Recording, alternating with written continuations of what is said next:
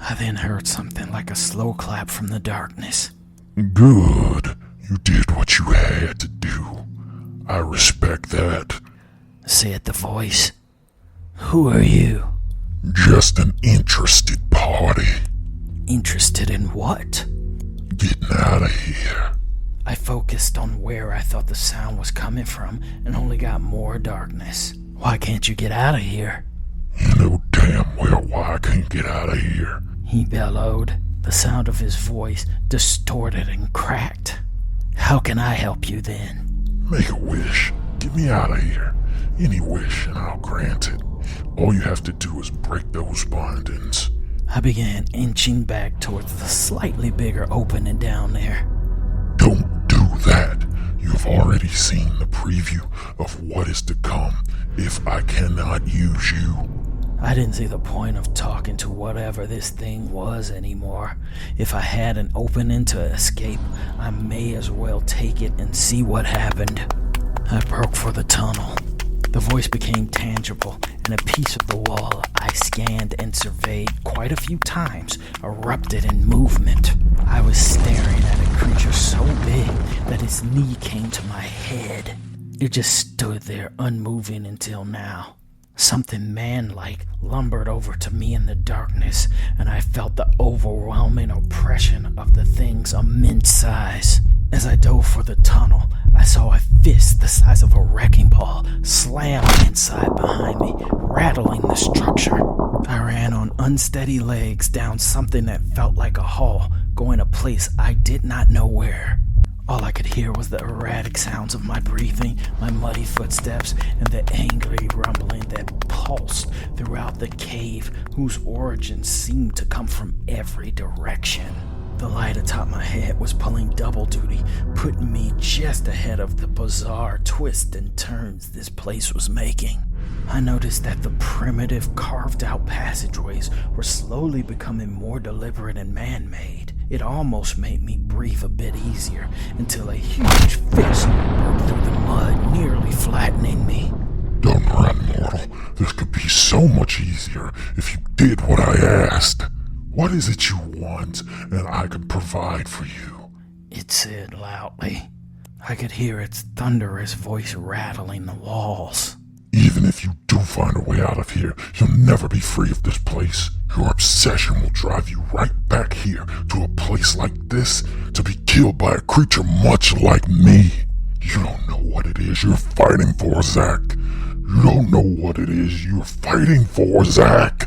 It said while laughing so uproariously, it made me stop to think if there were any truth to the matter. Where are you going, Zach? You haven't even found Harley. She is the reason you came down here, isn't it? I stopped. That son of a bitch had me there. Where is she?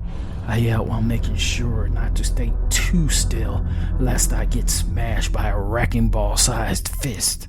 She's right at my side. You didn't notice. The creature said. I gripped my teeth because as much as I didn't see what he meant, it wasn't something I could easily dismiss either. You're lying, I said. Am I? I heard Harley's voice tell me to come back. Oh, hell no. I'm not falling for that Chris Angel mind freak bullshit. You're supposed to be so fucking powerful, huh?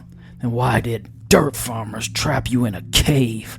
I said, laughing, knowing I'd push his buttons, hoping I'd push his buttons.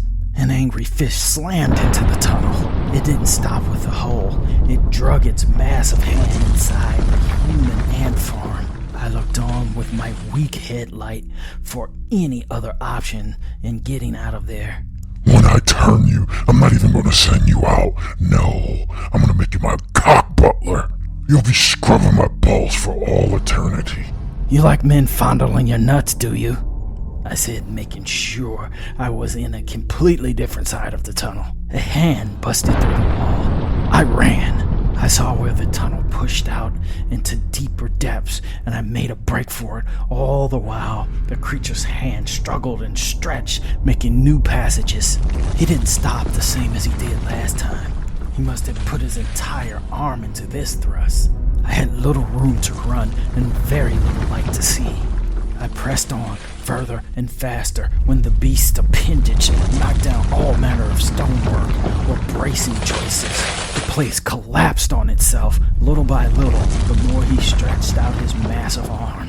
As I backed into a man-made room, I could see a door that led deeper in still.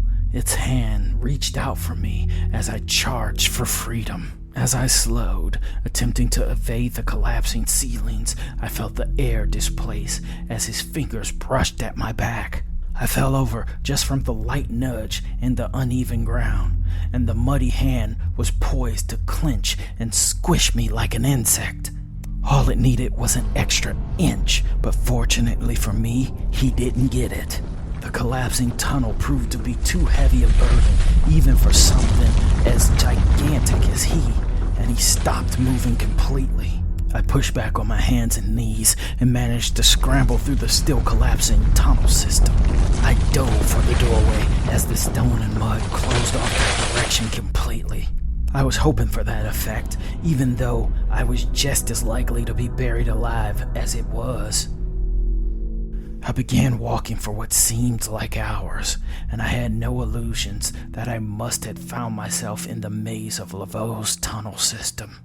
I didn't know if I would be accosted by a roaming psycho, a ghost, or a cultist. In Laveau, any of those options seemed just as relevant as the other.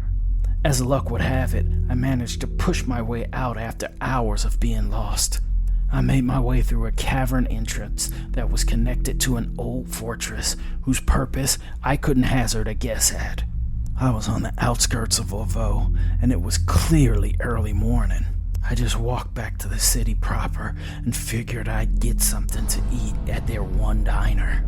I didn't know how I was going to tell everyone that Harley must have been dead, but before I even had that thought, I saw Harley in the window of the diner, just as dirty and beaten down as me. The bell dinged when I entered, and Harley weakly looked up from the booth she was sitting at.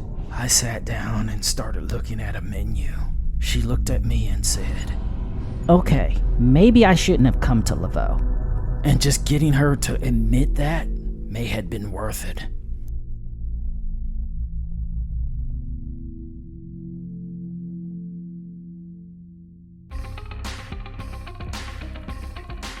Bravo, Zachary. This was an excellent tale of destruction and death. Though if I was to say anything, I do have one critique. That was not the devil. I dated the devil for a short period. He is not what you think. He is very beautiful and not particularly a giant. The demon they encountered sounded a lot like his cousin, Ralph. I mean, if I'm being honest, Ralph was kind of a moron. He's the type of person you keep paste away from because he might eat it. He's always getting trapped in places. Me and Lou had very good times, but if I were to spill the tea, as the children say, there was infidelity there. I made out with one of the wise men at Jesus' first birthday party. I was drunk on mead. I am so sorry, Lou. At any rate, thank you, Zach. Another tale of devilish delights.